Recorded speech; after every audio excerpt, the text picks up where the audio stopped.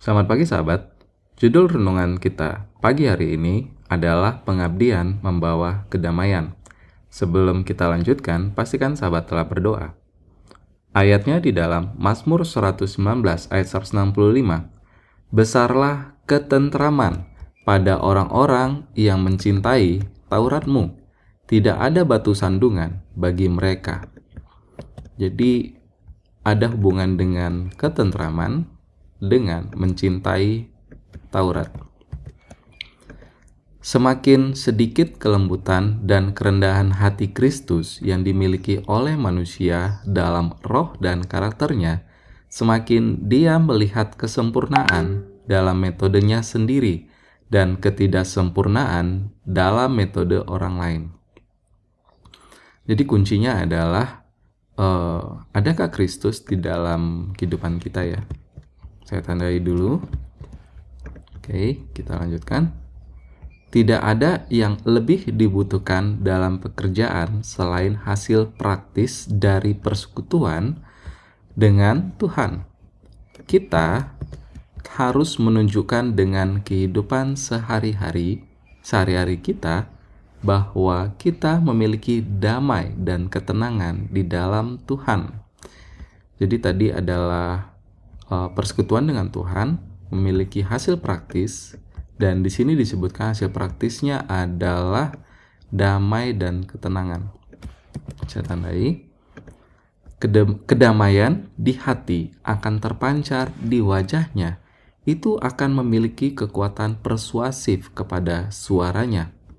Persekutuan dengan Tuhan akan memberikan peningkatan moral pada karakter dan seluruh tindakan. Manusia akan mengenal tentang kita sebagai murid yang telah bersama-sama dengan Yesus. Damai Kristus lahir dari kebenaran. Damai itu selaras dengan Allah. Dunia ini berseteru dengan hukum Allah. Orang berdosa berseteru dengan haliknya, dan sebagai akibatnya, mereka saling bermusuhan satu dengan yang lain. Tetapi penulis Mazmur berkata, besarlah ketentraman pada orang-orang yang mencintai Taurat-Mu. Tidak ada batu sandungan bagi mereka. Manusia tidak dapat membuat damai.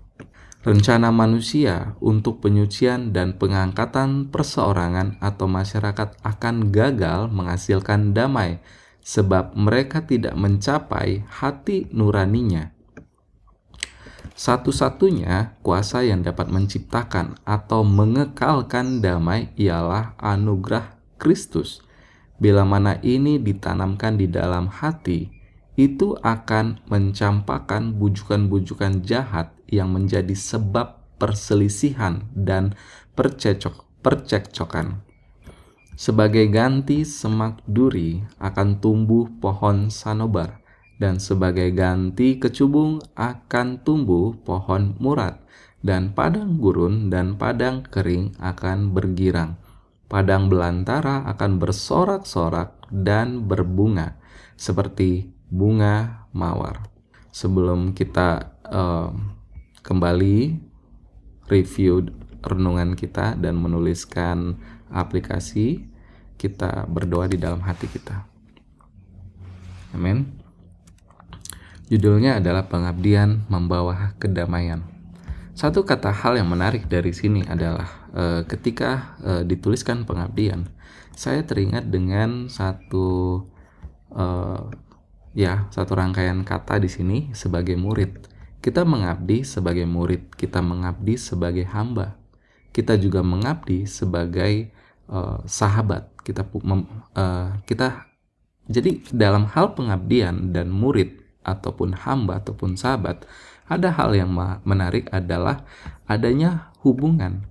Jadi kalau kita lihat dari sekilas, ini berbicara tentang hubungan kita dengan Kristus. Dan hubungan dengan Kristus itu adalah suatu bentuk pengabdian, murid, hamba, sahabat, dan segala hal yang boleh kita ingat berdasarkan apa yang dikatakan oleh firman Tuhan. Dan oleh hubungan itu, kita memiliki hasil praktis di sini dibilang, hasil praktis.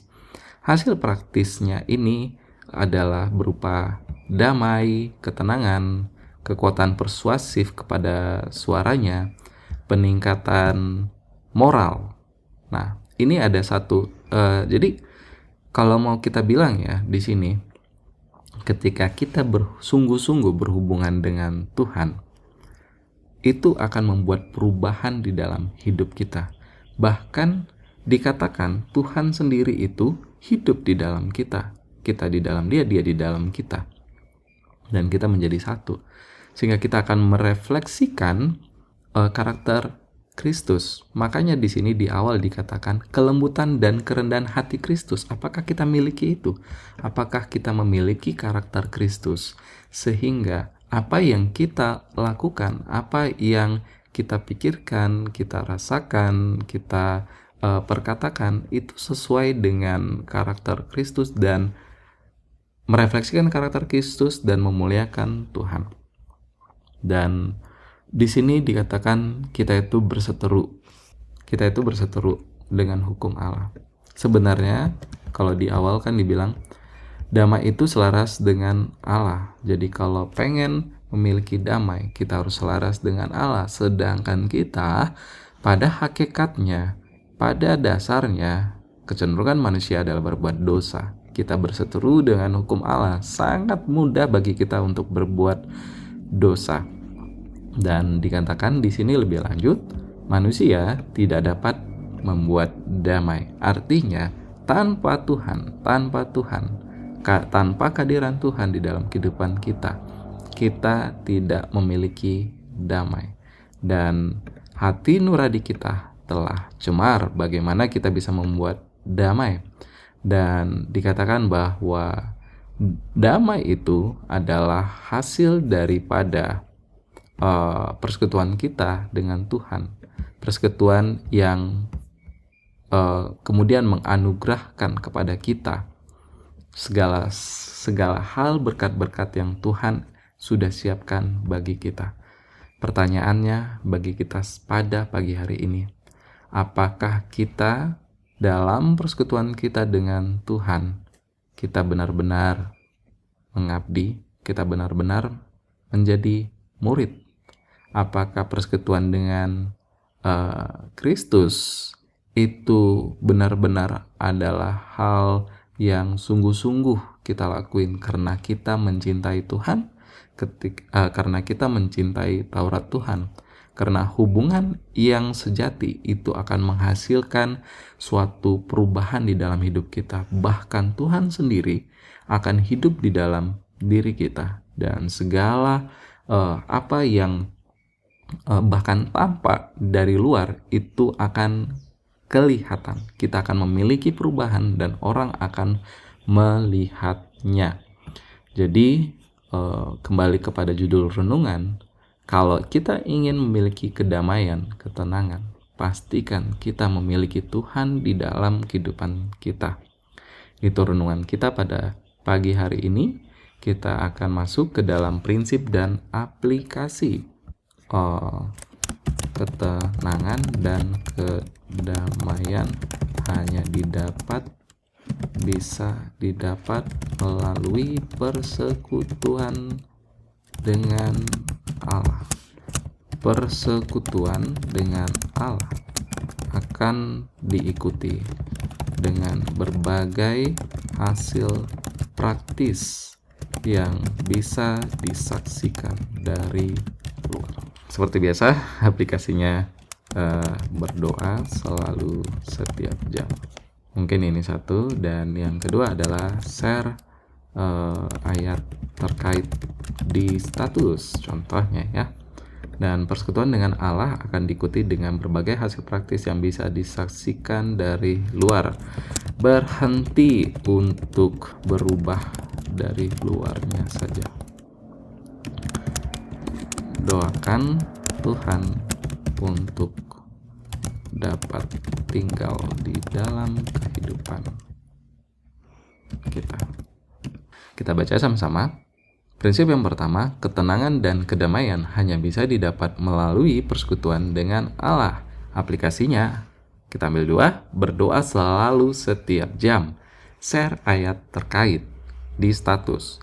Dan prinsip yang kedua, persekutuan dengan Allah akan diikuti dengan berbagai hasil praktis yang bisa disaksikan dari luar. Aplikasinya, berhenti untuk berubah dari luarnya saja, doakan Tuhan untuk dapat tinggal di dalam kehidupan kita. Baiklah, itu saja renungan pagi hari ini. Semoga ini menjadi perenungan kita sepanjang aktivitas kita di hari ini. Dan sebagai penutup, pastikan sahabat doa tutup. Tuhan Yesus memberkati.